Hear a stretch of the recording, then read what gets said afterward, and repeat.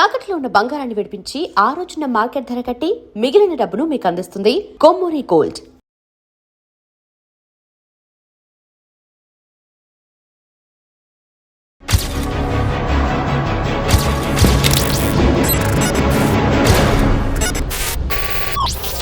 Welcome to crime diaries. ప్రభుత్వాలు ఇచ్చిన పిలుపు మేరకు అడవి నుంచి బయటకు వచ్చిన వాళ్ళని పరిచయం చేసే కార్యక్రమంలో మన ఈ వారం guest Ashanna alias Seshanna alias Thakkedapalli Vasudevarao.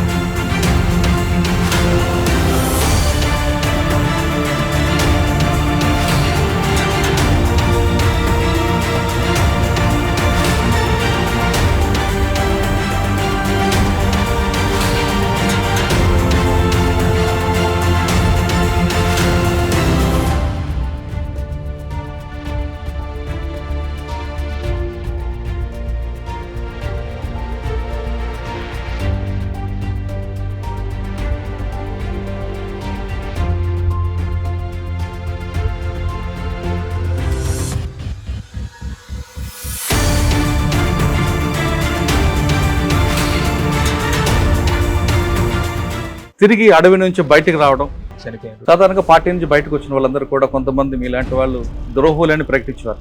మరి ఇప్పుడు మీకు కూడా సతీష్ దాదా ద్రోహి అని ఎవరైనా అంటే ఉంటారు? మీరు అనండి, చెప్తారు. తెలంగాణ ప్రజలే జవాబు చెప్తారు. దాదాపు 30 సంవత్సరాలు పార్టీలో ఉండి మీ యవ్వనం అంతా పార్టీకి ఇచ్చి ఇంతకాలం ఫస్ట్ బయటపడి వస్తే రావద్దు, అక్కడే ఉండి పోరాటం చెప్పడానికి వీలెవరండి? నేను అట్లాంటి వాటి మీద ఇప్పుడు కామెంట్ చేయండి. మార్పులకు అనుగుణంగా మనం మారాల్సినటువంటి అవసరం ఉంది. ప్రతికూలతల మధ్యనే ఉన్నాము, సమస్యలే ఎదుర్కొంటున్నాము. పార్టీకి ఇచ్చిన వాచిని కూడా ఇచ్చి కొంతమంది వస్తుంటారు. మరి మీరేం చేశారు? మేము రాజకీయంగానే మా జనరల్ సెక్రటరీ ఉన్నప్పుడే ఎవరైతే నన్ను విమర్శిస్తున్నా, నన్ను మా జనరల్ సెక్రటరీ చనిపోయినటువంటి 9వ రోజు 10వ రోజే నేను వాళ్ళని కలిసి ఇదే విషయాన్ని చెప్పినా వాళ్ళు ఇదే విషయం మీద చర్చించి మేము ఒక నిర్ణయం తీసుకున్నాం కాబట్టి ఆయుధాలు తీసుకొని వచ్చినాం. విమర్శించేటువంటి వాళ్ళని విమర్శించనివ్వండి, అనివార్యం. అన్ని ఇప్పుడు కనిపిస్తున్నాయి. మల్లాదుల వేణుగోపాల్ గారు పార్టీ నుంచి బయటకు వస్తున్నప్పుడు 6 కోట్ల నగదు 6 కేజీల బంగారం ఇచ్చి వచ్చానంటున్నారు. వాటి అట్లాంటి వివాదాలలోకి బయటకు వచ్చినటువంటి వాళ్ళకు డబ్బు డబ్బు డబ్బు, మాకు డబ్బు కాదు.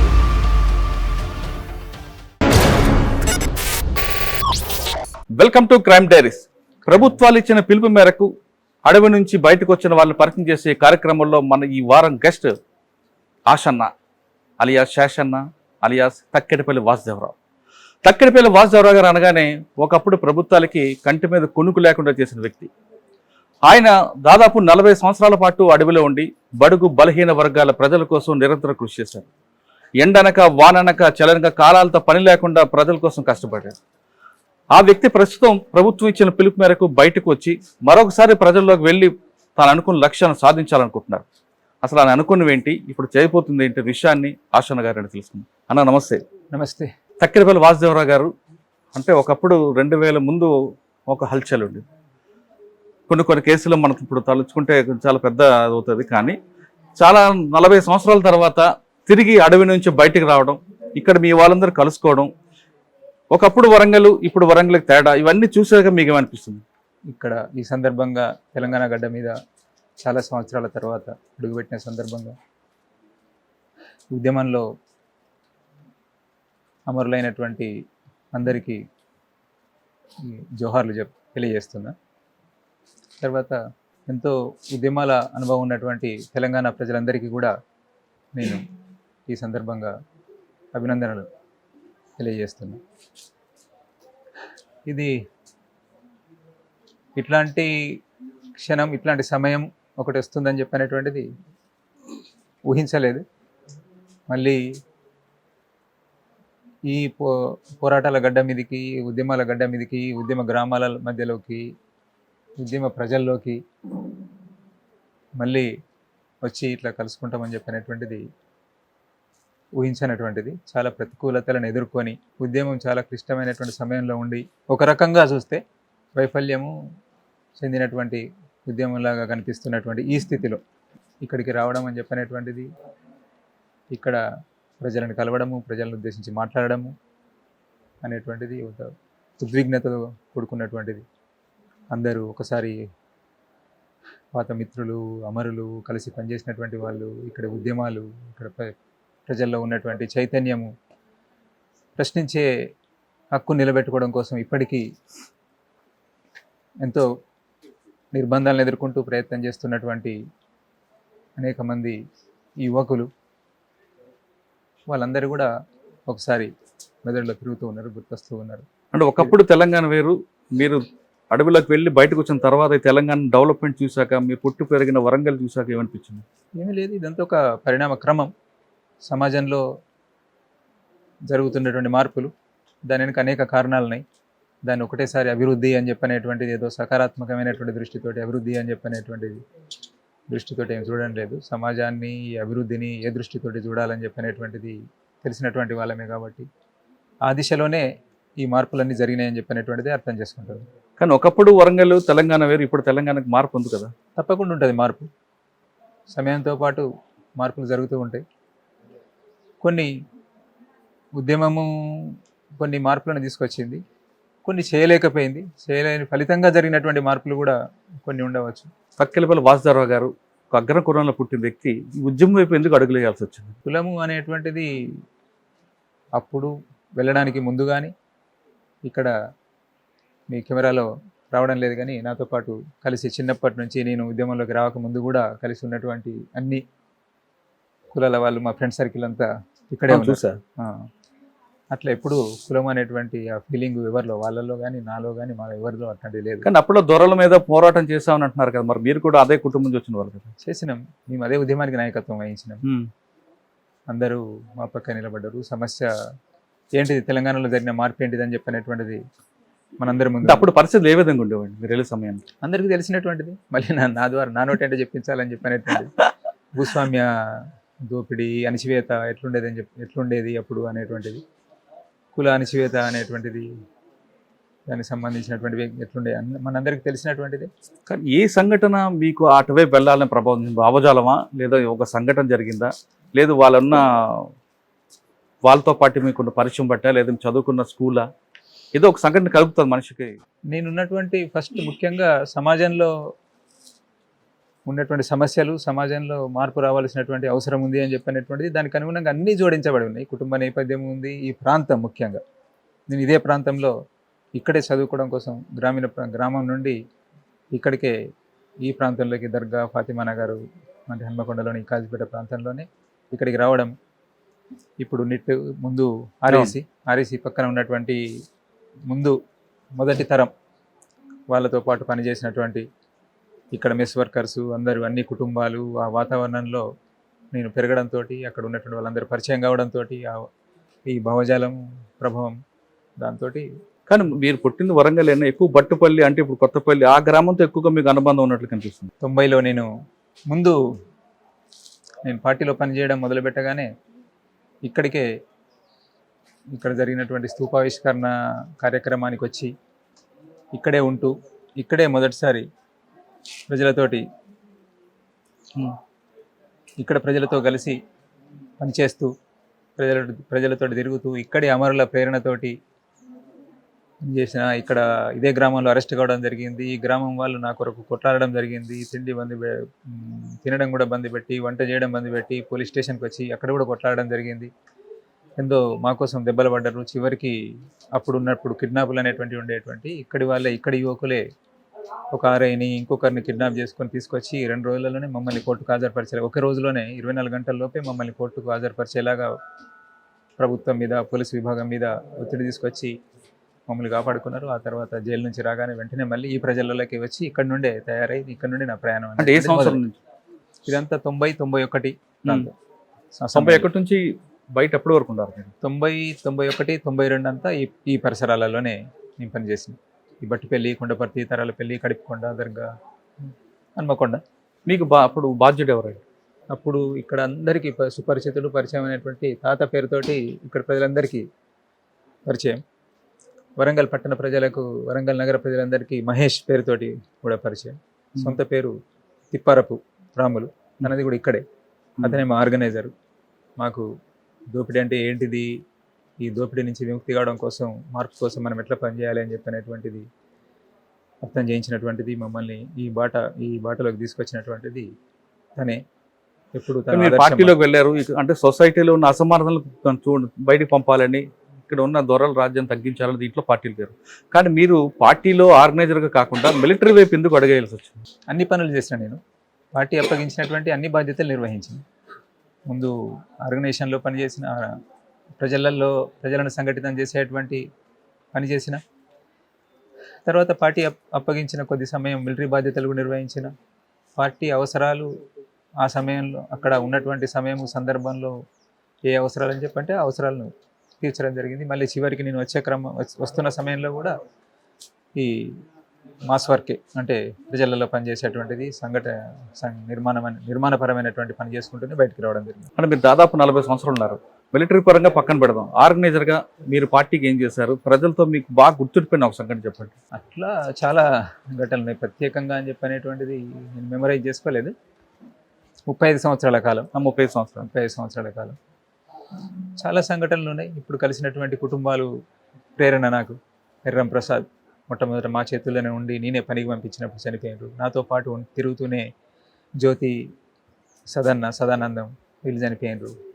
అవన్నీ వాళ్ళ త్యాగాలని చెప్పనేటువంటిది. కృష్ణన్న వాళ్ళని కాపాడడంలో భాగంగా అప్పుడు ఇట్లాంటిదే పరిస్థితి. మేము ఏ పరిస్థితులు అయితే ఈరోజు బయటకు వచ్చినామో అట్లాంటి నిర్బంధ పరిస్థితిని బట్టిపల్లి గ్రామం, ఈ చుట్టుపక్కల గ్రామాలు ఎదుర్కొంటున్నటువంటి స్థితిలో వాళ్ళని కాపాడుతూ ఆ ముగ్గురు కూడా చనిపోవడం జరిగింది. ఇవన్నీ కూడా నేను ఇక్కడి ప్రజల ప్రేమాభిమానాలు అవన్నీ కూడా నన్ను ఇంకింత గట్టిగా నిలబెట్టడం కోసం. ఓకే, ఇక్కడ చేశారు. ఇక్కడ నుంచి దండకారణం వైపు ఎందుకు వెళ్ళాల్సి వచ్చింది మీరు? పార్టీ అవసరాల్లో భాగంగా, ప్రత్యేకంగా ఇంట్రెస్ట్గా అని చెప్పినటువంటిది ఏమీ లేదు. మారుతున్నటువంటి పరిస్థితులు, పార్టీ అవసరాలు, దాంట్లో భాగంగా దండకారణ్య ఉద్యమంలో భాగమైంది. దండకారణ్యం 30 సంవత్సరాలు ఉన్నారు. ఆ 30 సంవత్సరాలు మీరు చేసిన కార్యక్రమాలు ఏమున్నాయి? అక్కడ ఆదివాసీల కోసం మీరు చేసిన కార్యక్రమం. దండకారణ్యంలో నేనున్నటువంటిది దాదాపు 18-20 సంవత్సరాలు అక్కడ పనిచేసినటువంటిది. అక్కడ జరుగుతున్నటువంటి ముఖ్యంగా నిర్వాసిత సమస్య, ప్రజల భూములను ఆక్రమించుకొని గనుల తవ్వకాలు, ఇట్లాంటి నిర్వాసిత సమస్య, దాన్ని పరిష్కరించడం కోసం ముఖ్యంగా కేంద్రీకరించి పనిచేసినాం. కార్పొరేట్లకు వ్యతిరేకంగా ప్రజలను సంఘటితం చేయడం అని చెప్పినటువంటిది. ఆ చైతన్యం ప్రజలలో పెరిగింది. చాలా వరకు ప్రయత్నం చేసి అందులో కొంత సఫలతను కూడా సాధించుకున్నారు. తమ హక్కుల కోసం, తమ హక్కులను కాపాడుకోవడం కోసం, తర్వాత తమ భూములను, తమ నీళ్లను, తమ అడవిని కాపాడడం కోసం ప్రజలు ప్రయత్నం చేశారు. దానికి మేము అక్కడ ఉద్యమం నాయకత్వం వహించింది. ఈ 30 సంవత్సరాలు ఎప్పుడు కూడా అమ్మ, నాన్న, ఊరు గుర్తురాలేదు మీకు? అన్నీ కలిపి ఉంటాయి. అమ్మ, నాన్న వ్యతిరేకించలేదు, ఉద్యమంలో పోవడానికి వ్యతిరేకించినటువంటి వాళ్ళు కాదు. ఒక మంచి పని చేస్తున్నాడని చెప్పనేటువంటి సంతృప్తి వాళ్ళలో ఉంటుందనే విశ్వాసంతో. కానీ మీరు ముందుకు వెళ్ళారు, మీరు అనుకున్న లక్ష్యం వైపు అడుగులు వేశారు. కానీ మీరు అజ్ఞాతంలో ఉన్నప్పుడు మీకోసం మీ అమ్మగారు, నాన్నగారు వాళ్ళందరూ కూడా పోలీసులు వేధింపులు, మీరు అందరినీ అడుగుతున్నటువంటి ప్రశ్న ఇదే. ఇంతమంది జవాబు చెప్పిన తర్వాత కూడా మీ ప్రశ్నను మీరు మార్చుకోవాల్సినటువంటి అవసరం ఉంటుంది. మా వాళ్ళు ఎవరు కూడా మా కుటుంబ సభ్యులు నేను అడగదు, అది కాదు. మీరు వెళ్ళారు, అమ్మా నాన్న చెప్పి వెళ్ళారు. నేను వెళ్ళడం కారణంగా మా అమ్మ నాన్న కాదు అంటూ నా క్వశ్చన్ కంప్లీట్ అవ్వలేదు. మీరు వెళ్ళారు, అజ్ఞాతంలో ఉన్నారు. మీరు చేసిన కొన్ని సంఘటనల వల్ల పోలీసులు మీ అమ్మగారు, మీ నాన్నగారికి వాళ్ళ యొక్క వేధింపులు ఎక్కువ ఉన్నాయి కదా, అప్పుడు గుర్తు రాలేదా? ఉంటాయి కొన్ని. ఏ పని చేయాలన్నా కానీ మనం కష్టపడాల్సి ఉంటుంది, సమస్యలను ఎదుర్కోవాల్సి ఉంటుంది, కొన్ని త్యాగాలు చేయాల్సి ఉంటుంది. అట్లాంటివి చేయకుండా దేన్ని కూడా మనం సాధించలేం. దాంట్లో భాగంగానే కొంత నష్టం, కొంత సాధించాలని, పెద్దదాన్ని సాధించాలని చెప్పంటే కొన్ని సమస్యలు, కొన్ని కష్టాలు, త్యాగాలు అవసరమే ఎప్పటికైనా. ఇప్పుడు కూడా వరంగల్లో పుట్టారు, ఇంటర్మీడియట్ వరకు చదువుకున్నట్టున్నారు. మీరు ఇంటర్మీడియట్ ఉద్యమంలోకి వెళ్ళారు. కానీ మీరు చేసిన యాక్షన్లు ఎప్పుడో చాలా ముందు సంవత్సరాలు చేయాల్సిన అంత టెక్నాలజీ, అంత ఐడియా ఎక్కడి నుంచి వచ్చేదండి మీకు? అవన్నీ తర్వాత ఎప్పుడన్నా మీరు టైం ఉన్నప్పుడు అడిగితే మాట్లాడుకోవచ్చు. ఓకే, 30 సంవత్సరాల పార్టీలో ఉన్నారు. తర్వాత ఎందుకు ఇప్పుడు బయటికి రావాల్సి వచ్చిందంటే ప్రభుత్వం నుంచి పిలుపుల మేరక, లేదా అనారోగ్య సమస్యలు, ఇంకా వేరే కారణాలు అనిపిస్తుంది? లేదు, నాకు అనారోగ్య సమస్యలు ఏం లేదు. నేను హెల్తీగా ఉన్నా. ఉద్యమం ఎదుర్కొన్నటువంటి సమస్యలు, ఈరోజు సమాజంలో జరిగినటువంటి మార్పులు, దానికి అనుగుణంగా ఉద్యమం సకాలంలో సరైనటువంటి నిర్ణయాలు తీసుకొని ఫలితంగా మేము కొన్ని సమస్యలు ఎదుర్కొన్నాం. మా కామ్రేడ్స్ అందరూ కూడా ఇక్కడికి తెలంగాణకు వచ్చినటువంటి వాళ్ళు కానీ అందరూ చెప్తున్నటువంటి జవాబు అదే. నిజంగానే మేము సమస్యను ఎదుర్కొన్నాం, నిజాయితీతోటి నిబద్ధతతోటి చివరిదాకా పనిచేస్తూ కొన్ని పార్టీ కమిటీలకు ఉన్నటువంటి పరిమితుల కారణంగా మేము సకాలంలో కొన్ని నిర్ణయాలు, మా ఉన్నత కమిటీలు సకాలంలోనే సరైన నిర్ణయాలు తీసుకొని ఫలితంగా ఇట్లాంటి స్థితిని అంటే ఎదుర్కొంటున్నాం. పార్టీకి ప్రజలకి దూరం అవడానికి ప్రధాన కారణం అనుకుంటున్నారు. ఎట్లా పార్టీకి ప్రజలకి దూరం పెరగడానికి పార్టీకి ప్రజలకు దూరం పెరగడం అని చెప్పండి, జరుగుతున్నటువంటి మార్పులకు అనుగుణంగా ఏ ప్రజలలోకి వెళ్ళే విధంగా మేము ఎట్లాంటి మా పార్టీ సంస్థాగతపరమైనటువంటి ఎత్తుగడల పరమైనటువంటి మార్పులు ఏదైతే చేసుకోవాల్సి ఉండేనో అవి చేసుకోలేనటువంటి ఫలితంగా అంటే ప్రజలు పార్టీని ఇప్పటికీ అభిమానిస్తున్నారు. మేము ఏ ప్రాంతంలో అయితే పనిచేస్తున్నామో ఆ ప్రాంతంలో ప్రజలు మరింత అభిమానిస్తున్నారు. అయితే జరిగిన మార్పులకు అనుగుణంగా దేశవ్యాప్తంగా అన్ని సెక్షన్ల ప్రజలలో పార్టీ ఉండాల్సి ఉండే, పార్టీ పనిచేయాల్సి ఉండే, అక్కడ మేము వైఫల్యం ఉంది. కానీ ఇది ఆలస్యంగా తీసుకున్న నిర్ణయం బట్టే చాలా మంది ప్రాణాలు కోల్పోయారు కదా. ఏదో ముందు తీసుకున్నట్టే చాలా మంది అమరులు అయ్యేవారు కదా. నిజమే. ఇది కనీసం మేము అంచనా కట్టేటువంటిది 2000 అందరూ కూడా చెప్తున్నటువంటిది. మా నాయకత్వం కూడా కొద్దిగా అటు ఇటుగా కొంత 2 సంవత్సరాలు అటు ఇటు చెప్పినప్పటికీ కూడా మాకు 2013-14 నాటికి స్పష్టంగా ముందు నుంచి డౌన్ఫాల్ అని చెప్పనేటువంటిది, ఆ ట్రెండ్ అనేటువంటిది ధోరణి అర్థమైంది. 2013-14లో మేము అడ్వాన్స్ కావడంలో ఉన్నటువంటి ఆటంకాలు దాన్ని దృష్టిలో పెట్టుకొని మేము కొన్ని ఎత్తుగడలలో మార్పు చేసుకోవాల్సిన అవసరం ఉంది అని చెప్పనేటువంటిది చర్చ జరిగినప్పటికీ కూడా మేము అట్లా నిర్ణయాలు తీసుకోలేకపోయాం. ఇంకొక మంచి సమయం మా కేంద్ర కమిటీకి 2018లో ఒక మంచి అవకాశం ఉండే, అప్పుడన్నా నిర్ణయం తీసుకుంటే ఇంకా బాగుండేది. చివరికి 2024 పొలిట్ బ్యూరో మీటింగ్ నాటికన్నా పొలిట్ బ్యూరో అంటే ఇంకా చాలా స్పష్టంగా కగారు దాడి జరుగుతున్నటువంటి సమయంలో చాలా స్పష్టంగా అన్ని కనిపిస్తున్నప్పుడు ఆ రోజు చొరవ చేసి నిర్ణయం తీసుకుంటే కూడా చాలా మందిని వాళ్ళంతా కూడా ఇప్పుడు గుర్తొస్తున్నారు. 2024 ఆగస్టు తర్వాత ప్రాణాలు కోల్పోయినటువంటి సహచరులు అంతా గుర్తొస్తున్నారు. వాళ్ళందరినీ కూడా మా జనరల్ సెక్రటరీతో పాటు చాలా సీసీ కామ్రేడ్స్, రాష్ట్ర కమిటీ స్థాయి కామ్రేడ్స్, జిల్లా స్థాయి కామ్రేడ్స్, కింది వరకు ప్రజలు, వీళ్ళందరినీ కూడా చాలామందిని మేము కాపాడుకోగలిగేటువంటి వాళ్ళం.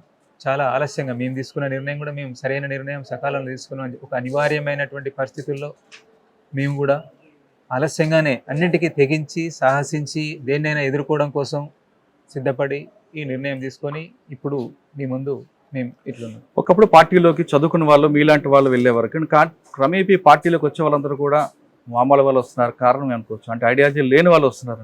నేను ముందే చెప్పడం జరిగింది, మేము అన్ని సెక్షన్లలో పనిచేసేటువంటి ఎత్తుగడలు తీసుకొని చేయాల్సి ఉండే. మార్పులకు అనుగుణంగా మార్పులు జరుగుతూ ఉన్నాయి. ఆ మార్పులకు సమస్యలు ఉన్నాయి. మార్పులు జరిగినప్పటికీ ప్రజలకు సమస్యలు లేవు, సమస్యలన్నీ పరిష్కరించబడినాయి అని చెప్పనేటువంటిది లేదు. తెలంగాణ గడ్డకు చాలా అనుభవం ఉన్నది, అందరికీ తెలుసు, మన తెలంగాణ ప్రజలందరికీ తెలుసు. సమస్యలు ఉన్నప్పటికీ కూడా అక్కడ మేము ఆ సమస్యలను తీసుకొని పనిచేయాల్సినటువంటి అవసరం ఉంది. అనేక రూపాల్లో ప్రజలను విడదీసేటువంటి, సంఘటితంగా ఐక్యంగా కాకుండా విడదీసేటువంటి కొన్ని ఏవైతే జరుగుతున్నాయో వాటన్నింటినీ మేమే సమస్యలు పరిష్కరిస్తూ ఒక సరైన దిశలో నడిపించేటువంటి విధంగా పనిచేయగలిగితే ఇట్లా ఉండకపోయేది. సాధారణంగా పార్టీ నుంచి బయటకు వచ్చిన వాళ్ళందరూ కూడా కొంతమంది మీలాంటి వాళ్ళు ద్రోహులని ప్రకటించేవారు. మరి ఇప్పుడు మీకు కూడా సతీష్ దాదా ద్రోహి అని ఎవరైనా అంటే ఉంటారు? మీరు అనండి, చెప్తారు. తెలంగాణ ప్రజలే జవాబు చెప్తారు. ఓపికగా ఉన్నాం, మేము సహనంగా ఉన్నాం. మొదటిసారి అన్నింటికీ జవాబు చెప్పినాం. అదే జవాబును మళ్ళీ చూసుకోండి. మేము స్టార్టింగ్లో నేను రాగానే ఏదైతే మాట్లాడినో ఓపికగా ఉన్నాం. తర్వాత మా మీద ద్రోహులు అని చెప్పినప్పుడు మా సహచరులే, వాళ్ళ కమిట్మెంట్ ఏంటనేటువంటిది మాకు తెలుసు. వాళ్ళని ఇప్పటికి కూడా రెస్పెక్ట్ అంటే గౌరవిస్తూ ఉన్నాం. కలిసి పనిచేసినటువంటి వాళ్ళు మాట్లాడాలి. ఇప్పుడు ప్రజలు గుర్తిస్తున్నారు మేమేంటి అని చెప్పనేటువంటిది తెలిసినటువంటి వాళ్ళు.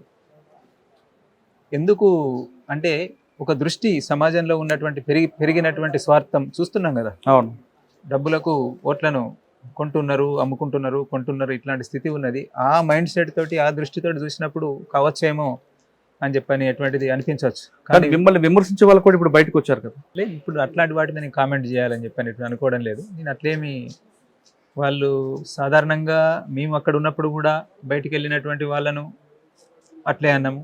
మేము వచ్చిన తర్వాత వాళ్ళు అక్కడ ఉన్నప్పుడు అనాల్సింది కాదు. అప్పటికి మాతో కలిసి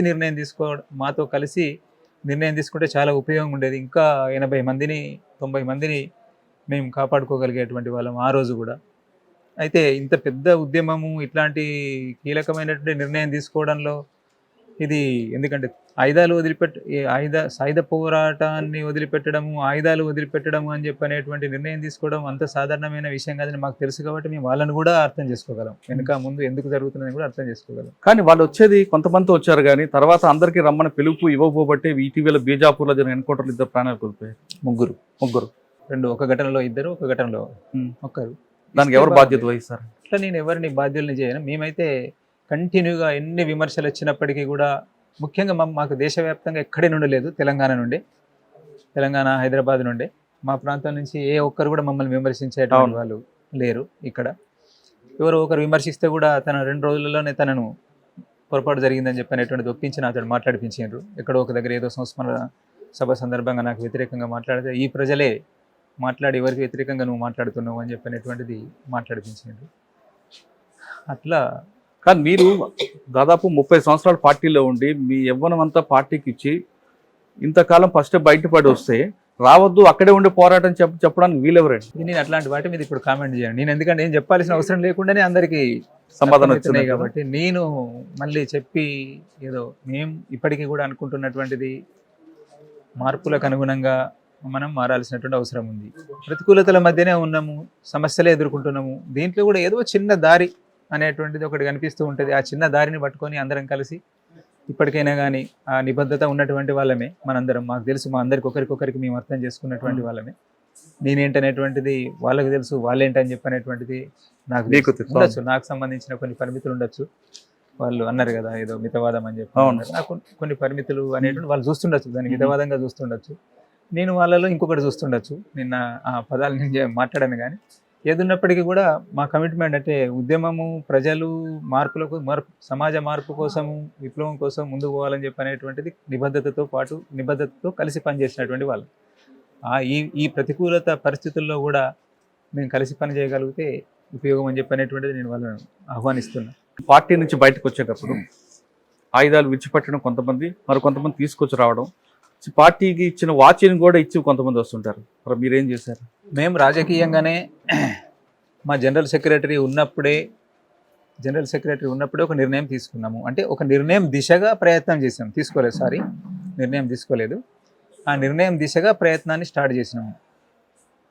అది నేను గైడెన్స్ అని చెప్పానంటే నన్ను విమర్శిస్తున్నారు. సరే, కానీ ముందుకు పోవడం కోసం, సమస్యను పరిష్కరించడం కోసం, దారుల కోసం వెతుకుతున్నటువంటి క్రమంలో జనరల్ సెక్రటరీ లాంటి వాళ్ళే ఈ నిర్ణయాన్ని కూడా తీసుకోవచ్చు, మనం సాహసించవచ్చు అనేటువంటి దారి చూపెట్టినప్పుడు ముందుకు పోవడం కోసం దారి కనబడ్డది. ఎవరైతే నన్ను విమర్శిస్తున్నా, నన్ను మా జనరల్ సెక్రటరీ చనిపోయినటువంటి 10వ రోజే నేను వాళ్ళని కలిసి ఇదే విషయాన్ని చెప్పినా, వాళ్ళు ఇదే విషయం మీద చర్చించారు. ఎట్లా చేద్దాము ఏంటని చెప్పనేటువంటిది కోపాలు, తాపాలు, శాంతంగా అన్ని రకాలుగా మేము అన్నీ ఓపెన్గా మాట్లాడుకున్నాం. అక్కడ మంచి వాతావరణంలోనే మాట్లాడుకున్నాం. మేము అప్పుడు నిర్ణయానికి రాలేకపోయినాము. మేము ఒక నిర్ణయం తీసుకున్నాం కాబట్టి ఆయుధాలు తీసుకొని వచ్చినాం. విమర్శించేటువంటి వాళ్ళని విమర్శించనివ్వండి, అనివార్యం. ఇప్పుడు కనిపిస్తున్నది తప్పని. మేము చాలా ముందు తీసుకోవాల్సింది చాలా లేట్గా తీసుకొని ఏంటి ఇప్పుడు జరుగుతున్న మార్పు ఏంటి, రేపు ఏం జరుగుతుంది అనేటువంటిది మాకు తెలుసు కాబట్టి మేము అట్లాంటి నిర్ణయం తీసుకున్నాం.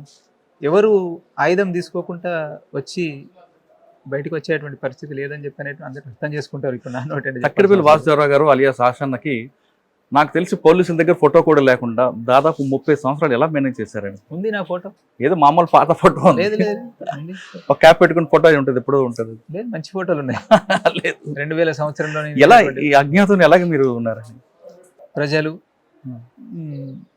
నా మీద నాకున్నటువంటి విశ్వాసము, విప్లవ రాజకీయాలు, అనేక అనుభవాలు, అనేక మంది త్యాగాలు, ఇవన్నీ కలగలిసి ఇచ్చినటువంటి బలం. బయటకు వచ్చినప్పుడు వీళ్ళందరినీ అడవిని విడిచిపెట్టి వస్తున్నప్పుడు ఏమనిపించింది? చాలా చెప్పలేనటువంటి ఆవేదన అనేటువంటిది. అక్కడ ఉద్యమ ఆ ప్రజలు మిమ్మల్ని చాలా కాలం కాపాడారు కదా, కాపాడారు, ప్రతి సందర్భంలో కాపాడారు. చివరికి కూడా వెళ్ళొద్దని చెప్పనేటువంటిది కూడా అంటే వీళ్ళు పోతే మా పరిస్థితి ఏంటిది, ఒక పెద్ద దిక్కు ఈ ఉద్యమం. నేను అనేటిగా వ్యక్తిగా నేను చెప్పడం లేదు. ఈ ఉద్యమం పోతే ఎట్లా, ఈ సాయుధ పోరాటము, సాయుధంగా ఉండి గ్రామాలు, ప్రభుత్వాలు, ప్రజలే అక్కడ అన్ని సమస్యలు పరిష్కరించుకోవడం, ఇదంతా చేసినటువంటి ఇదే లేకుంటే రేపు ఏమైపోతుంది, రేపు మన భవిష్యత్ ఏంటిది అని చెప్పనేటువంటి ఆందోళన పడుతున్న ప్రజలంతా వచ్చి రాత్రంతా వెంట ఉండి చర్చిస్తూ ఉండడము, ఆ ప్రజలను వదిలిపెట్టి రావడం వాళ్ళే వీడ్కోలు చెప్పారా మీకు? చెప్పారు. విడిపోయి మీరు ఇటీవల కాలంలో ఛత్తీస్గఢ్ మంత్రులను ముఖ్యమంత్రులను కలిశారు కాబట్టి అసలు ఆదివాసులు ఎదుర్కొంటే సమస్య ఏంటి, దాని పరిష్కారం ఏంటి అని మీరు ఏమైనా సూచించారా? లేదు, అట్లాంటి మేము మామూలుగా ఒక పరిస్థితిలో ఉన్నాం. అంటే ఒక ప్రక్రియలో భాగంగా మేము బయటకు వచ్చిన తర్వాత ప్రభుత్వాలు లేదా పోలీస్ డిపార్ట్మెంటు వాళ్ళ ప్రక్రియ అనేటువంటి సిస్టమ్ ఒకటి ఉంది. ఆ సిస్టంలో భాగంగా ఉన్నటువంటి సమయంలో మాకు అసెంబ్లీ చూడడం కోసం అవకాశం కల్పించారు. అంతే, మమ్మల్ని ఆహ్వానించారు, అసెంబ్లీ చూసి వచ్చినాం అంతే తప్ప మేము అక్కడికి ఏదో విషయాలు ప్రభుత్వం ముందు పెట్టడం కోసం కానీ అట్లా పోలేదు. మేము పెట్టేటువంటి డిమాండ్స్ కొన్ని ముందు పెట్టినాము. ఆ తర్వాత ఉన్నాయి అవి. సార్, మీరు గుర్తించిన సమస్యలు ఏంటండి? ఉన్నాయి, ప్రజలకు సంబంధించినటువంటి సమస్యలే. అక్కడికి సమస్య అంటే ఒకరికి అట్రాక్టర్లు అడవులను రెక్కడం అవేనా, ఇంకా వేరే ఏమైనా? అవును, ప్రజలకు సంబంధించిన సమస్యలే ముఖ్యమైనటువంటి సమస్యలు. ఆ తర్వాత ఉద్యమం నడుస్తున్నటువంటి క్రమంలో నిర్బంధంగా ఉన్నటువంటి జైళ్ళల్లో ఉన్నటువంటి వాళ్ళు నిర్బంధాన్ని ఎదుర్కొంటున్నటువంటి వాళ్ళు. అంతేకాకుండా నేనైతే మొదటి నుండి ప్రతి సందర్భంలో ముఖ్యంగా హిందీ మీడియాకు చెప్తూ వస్తున్నటువంటిది, ఈ కాన్ఫ్లిక్ట్ అనేటి ఒకటి ఈ ఉద్యమం జరుగుతున్నటువంటి క్రమంలో ఇరుపక్షాలు మేము ఎప్పుడు కూడా పోలీసు వాళ్ళను వర్గశత్రువు అని చెప్పి అనేటువంటి అనలేదు. ఈ క్రమంలో వాళ్లకు మాకు జరుగుతున్నటువంటి ఈ ఘర్షణలో ఆ కుటుంబాలు కూడా నష్టపోయినటువంటి ఉన్నాయి, ఈ కుటుంబాలు నష్టపోయినటువంటి ఉన్నాయి. వీళ్ళను అందరినీ కూడా ప్రభుత్వం పట్టించుకోవాలి, నష్టపోయిన కుటుంబాలను అని చెప్పనేటువంటిదే నేను ముందు పెట్టుతూ వస్తున్నా. దానికోసం మేము సాధ్యమైనంత మేరకు ఉన్న అవకాశాలన్నింటినీ ఉపయోగించుకొని తప్పకుండా ప్రయత్నం. అది కాకుండా ఆదివాసులు అభివృద్ధి చెందాలంటే ఏం చేయమంటారు? ప్రజలు చైతన్యవంతులు కావాలి, తమ సమస్యలు పరిష్కరించుకోవడం. చైతన్యవంతులు అవ్వాలంటే మీరు చేయాలి కదా, అది రాజకీయ చైతన్యవంతులు కావాలని చెప్పంటే ఏదో ఒక మనం అందరం కలిసి సంఘటితంగా ఏదో ఒక నిర్మాణ రూపం ఉండి దాంట్లో పనిచేస్తూ ప్రజల్ని చైతన్యవంతులు చేసి ముందుకు నడిపించాలి.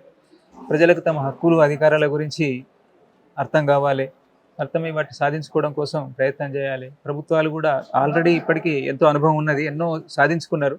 ఎన్నో పోరాటాలు, ఎన్నో త్యాగాల ఫలితంగానే మనకు ప్రజలందరికీ కూడా, ఆదివాసీ ప్రజలకు కానీ మిగతా వాళ్ళకు కానీ ఎన్నో చట్టాలు, హక్కులు, అధికారాలు అని చెప్పినటువంటి దొరికినాయి. వాటిని సరిగ్గా అమలు జరిగేలాగా చూడడం, దాంట్లో అవసరమైనటువంటి మార్పుల కోసం కూడా ఇంకా పోరాడడం అని చెప్పినటువంటిది అవసరం. కానీ అన్నంలో ఉన్న టైంలో అడవిలో ఏ బస్సు కూడా రాలేదు, కరెంట్ కూడా లేదు. కానీ అన్నాలు విడిచిపెట్టిన తర్వాత బస్సులు వెళ్తున్నాయి, కరెంట్ వస్తుంది, మేము డెవలప్మెంట్ చూపిస్తున్నామని వాళ్ళు చెప్తున్నారు. లేదు, తప్పు అది. అట్లాంటిది నేను చెప్తున్నా. డెవలప్మెంట్ అని చెప్పంటే డెవలప్మెంట్ను ఏ దృష్టితోటి చూడాలి, డెవలప్మెంట్ అంటే ఏంటి, ఏ వర్గానికి సంబంధించినటువంటి అభివృద్ధి అని చెప్పంటే ఎందుకోసము పూర్తిగానే బస్సు లేదు, స్కూలు లేదు, అంగన్వాడీ లేదు, హాస్పిటల్ లేదు అని చెప్పనేటువంటిది పూర్తిగా జనతా సర్కార్లో ఉంది కానీ ప్రభుత్వం వాళ్ళు కూడా వచ్చి నడిపించుకోవడం కోసం పూర్తిగా, అంటే వైద్యానికి సంబంధించినటువంటిది అట్లాంటి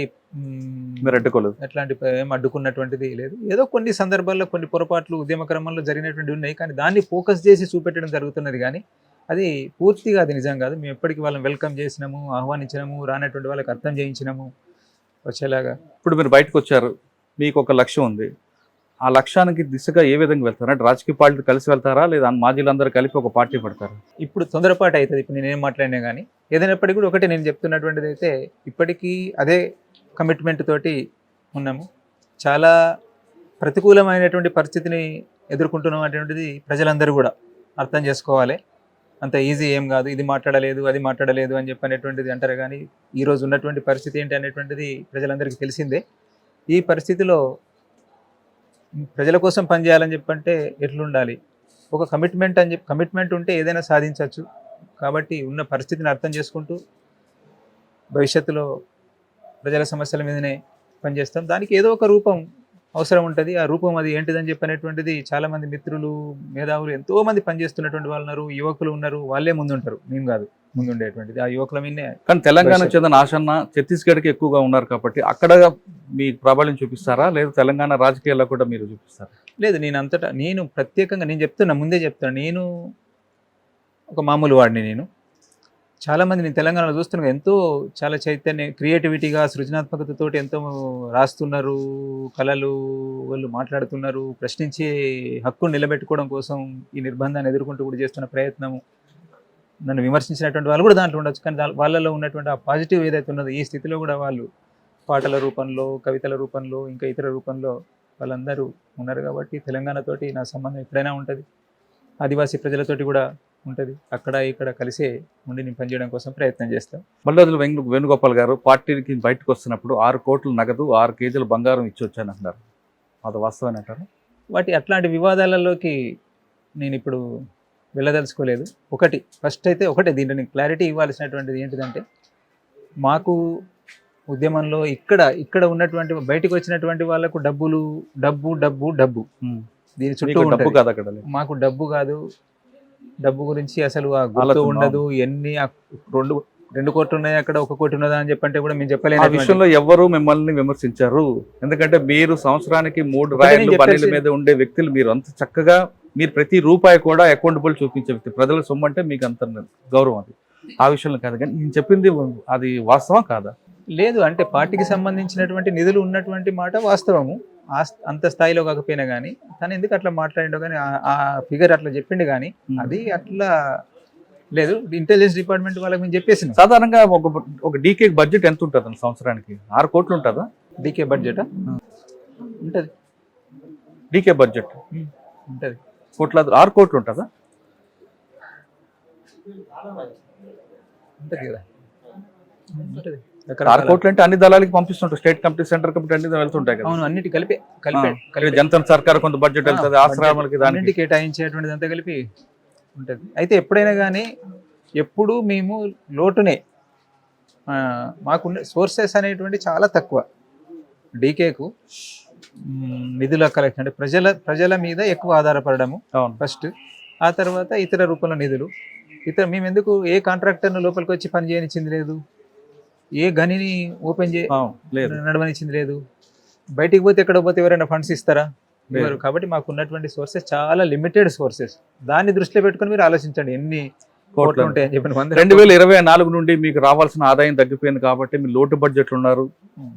ఎక్కడెక్కడ అడ్జస్ట్ చేయాల్సి వచ్చిన పరిస్థితి వచ్చింది అన్నారు. వాస్తవం అది నిజమే. ఎందుకు ఆ పరిస్థితి రావడానికి? సేమ్ అన్ని ఒకదానికి ఒకటి జోడించబడే ఉంటాయి కదా. ఉద్యమము బలహీనపడుతున్నటువంటి క్రమంలో ప్రభుత్వం కూడా కొన్ని నిర్ణయాలు తీసుకున్నది. దీన్ని పూర్తిగానే లేకుండా చేయాలి కాబట్టి ఫండ్స్ రాకుండా సోర్సెస్ ఎప్పటి నుంచో ప్రయత్నం చేస్తున్నాయి. చివరికి వచ్చేటప్పటిగా సోర్సెస్ పూర్తిగానే క్లోజ్ చేసేటువంటి లోటు బడ్జెట్ ఎలా నడిపారన్న? ఉన్న వాటితోటి అడ్జస్ట్ చేసుకున్నప్పుడు ఎప్పుడు మన నోట్బందీ సమయంలో కూడా నడిపినాం కదా. ప్రజలు ఉన్నంతసేపు డబ్బుల గురించి ఆలోచించాల్సినటువంటి అవసరం లేదు, బ్రతకలేమని చెప్పినట్టు. ఇప్పుడు ఈ రోజు కూడా అదే కాన్ఫిడెన్స్ మాకు. ఈ రోజు కూడా డబ్బులు లేకుంటే ఎట్లుంటారు, ఏదో ఒకటి చేసుకోవాలి కదా, బిజినెస్ చేసుకోవాలి కదా, మీరు ఏదో ఒకటి చూసుకోండి అని చెప్పినా కానీ మాకు ఇప్పటికి కూడా విశ్వాసం ఎంత ప్రజలు సహకరించినా, ఆదివాసులు మీకు అన్నం పెట్టినా కొన్ని బయట నుంచి రావాల్సి వస్తాయి. ఇప్పుడు బట్టలు కానీ, కలద్దాలు కానీ, వాచ్లు కానీ, వీటికైనా కావాలి కదా డబ్బులు. ఏం బతకచ్చు, ఏం కాదు. అసలు కలద్దాలు అనేది బట్టలు అంటే సైజు చెప్పొచ్చు, కలద్దాలు ఎలా చెప్పగలరు? నాకు ఈ పవర్ వచ్చిందని. ఎందుకు మాకేం తిరగడం లేదా? మేము మీకున్న పవర్ ఆప్టికల్ షాప్ ఎలా తెలుస్తుంది? ఎక్కడికి, ఎవరికి? మీ కలద్దాలకు పవర్, ఇంత పవర్ ఉందని ఆప్టికల్ షాప్ ఎలా తెలుస్తుంది? వెళ్ళలేమా అంటున్నా. బయటకు వచ్చి చేసుకున్నారా? తిరిగానే తిరుగుతాము. తిరగడానికి మాకేం. ఏ ప్రాంతం ఎక్కువ తిరిగారు మీరు? మైదాన ప్రాంతం ఎక్కువ ఎక్కడికి వచ్చేవారు? దేశం అంతా తిరిగినాం. మధ్యలో ఒకసారి ఆషన్న గారు ఖైరతాబాద్ పంజాగుట్టలో షాన్బాగ్ హోటల్ కొంచెం టీ తాగి వెళ్ళారని ఒక వార్త వచ్చింది. కరెక్ట్ కాదు, అది కరెక్ట్ కాదు. మీరు చేసి ఎవరో ఏదో చర్యలు ఉన్నారు అని చెప్పి చెప్పుకుంటున్నటువంటిది వాస్తవం కాదు. ఇక వెళ్ళి పేర్లు అవన్నీ అవసరం లేదు. కానీ అంటే ఎస్ఆర్ నగర్ దగ్గర కూడా మీరు లేరు. మళ్ళీ మీరు ఇంకో టాపిక్ లో తీసుకెళ్తున్నారు. ఓకే సార్, ఫైనల్ గా చెప్పండి. బయటకు వచ్చారు, ఇక్కడ ఆత్మీయులు కలిశారు, ఒక మంచి వాతావరణం వెళ్తున్నారు. ఇప్పటికీ అజ్ఞాతులు ఉన్న వాళ్ళందరూ కూడా వాళ్ళు రమ్మని ఏ విధంగా పిలుస్తారు? రమ్మని పిలుస్తారా? లేదు ఇక్కడ పరిస్థితులు బాగాలేవు అక్కడే ఉండమంటారా? లేదు సమాజంలో మార్పు వచ్చింది ఖచ్చితంగా మీరు రండి అని చెప్తారు? నేను ఎవరికి భయపడేటువంటిది లేదు. విమర్శించేటువంటి వాళ్ళు విమర్శించనివ్వండి. మార్పులు చూస్తున్నారు ప్రజలు. మేము సరి అయింది అని చెప్పనేటువంటి నిర్ణయం తీసుకున్నాం. దేన్నైనా ఎదుర్కోవడం కోసం సిద్ధపడ్డాం. ఇట్లాంటివి ఎదుర్కోవడం అని చెప్పనేటువంటిది ముందు నుండి ఉద్యమంలో భాగంగా కూడా నేర్చుకున్నాం. రేపు కూడా మాకు తెలుసు మేము ఏంటిది అనేటువంటి తెలుసు. రేపు ఎలాంటి థ్రెట్ ఉండదు మాకు అని చెప్పి మమ్మల్ని అడిగినారు. నిన్న ఒక మహిళా కామ్రేడ్ బయటకు వచ్చింది. ఆమె స్వయంగా వస్తున్నప్పుడు మనం కలిసి వచ్చిన ఒక సీసీ మెంబర్ను, ఒక రాష్ట్ర కమిటీ స్థాయి మెంబర్ను మాట్లాడినప్పుడు ఆమె అడిగినటువంటి ప్రశ్న, నువ్వు బయటికి పోతే నేను బ్రతకనిస్తారని చెప్పని అనుకుంటున్నావా అని చెప్పంటే, నేను నా కొరకు వెళ్ళడం లేదు కదా.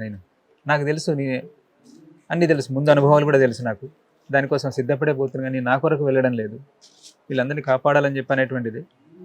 ఉద్యమాన్ని ఉన్న దాంట్లో ఏదో ఒక సరైన దారి చూడాలని చెప్పనేటువంటి ప్రయత్నం, ఉన్న దాంట్లోనే సరైనదని చెప్పానంటే పూర్తి సరైనటువంటిది మంచి నిర్ణయం తీసుకున్నాం అనేటువంటి నేనేమి ఇప్పటికీ అనుకోవడం లేదు. అట్లా ఆలోచించే వచ్చిన రేపు సమస్యలు ఉంటాయి, ఇట్లాంటి వాటి అన్నింటిని కూడా ఎదుర్కోవడం కోసం. కానీ ఇంకా ఇప్పటికీ అజ్ఞాతంలో వాళ్ళకి మీరు ఏం పిలిపిస్తారు? అదే వాళ్ళందరికీ కూడా చెప్పేటువంటిది ఏంటంటే, నేను ప్రతిసారి నేను ఆహ్వానిస్తున్నా. కొద్దిమంది మిగిలి ఉన్నారు, వాళ్ళని కూడా ఇప్పుడు ఇంకా ఆలోచించాల్సినటువంటిది ఏమీ లేదు. మనం ప్రజలలో పనిచేయాలి. ప్రజలలో ముందు బయట ఉన్నటువంటి వాళ్ళు కూడా అనేక సమస్యలు ప్రజల కోసం పనిచేయడం కోసం ఎన్నో నిర్బంధాలను ఎదుర్కొంటున్నారు. దారి ఉందా, బయటికి పోతే పని చేయగలుగుతామా అని చెప్పంటే నిజమే ఆలోచిస్తున్నటువంటిది.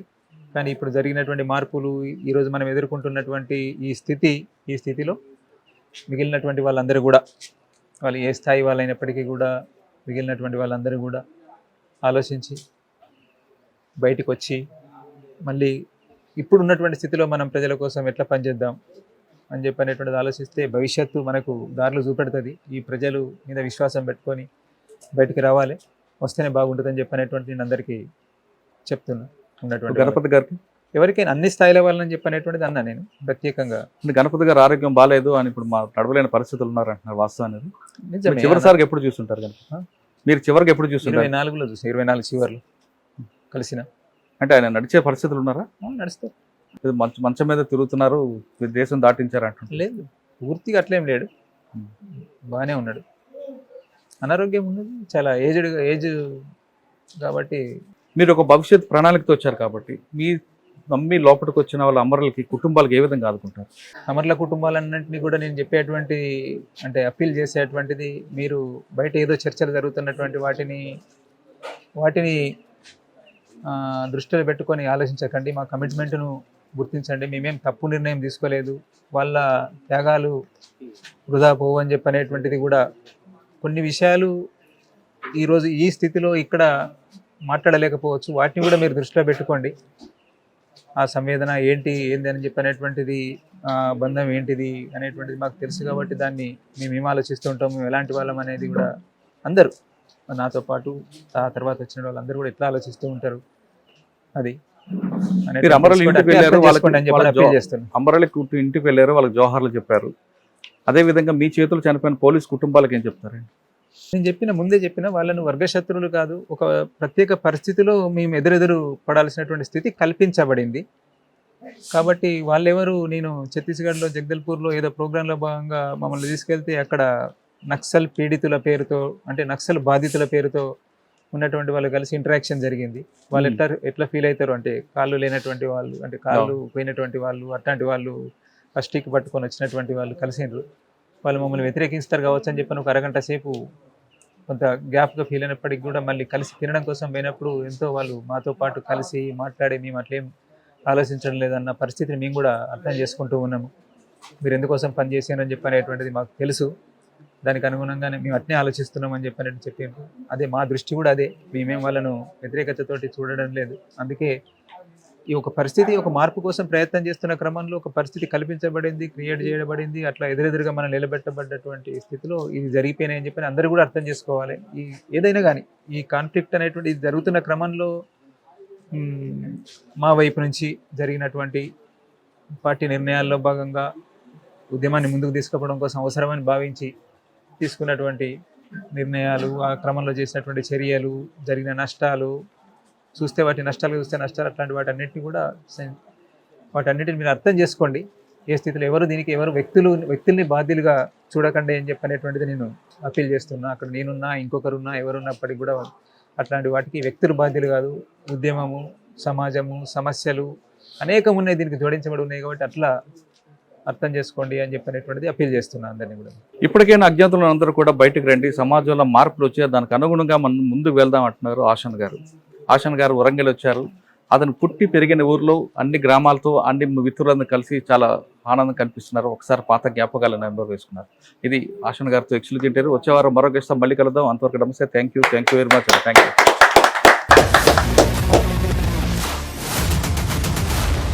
I dreams, this police diaries is something very, very valuable towards that. I must really appreciate Murali, your insights. I dreams founder and CEO Chinna Vasudev Reddy Gartoni, Muralidhar crime stories చాలా famous అయిపోయినాయి. గౌతమ్ సవాంగ్ గారు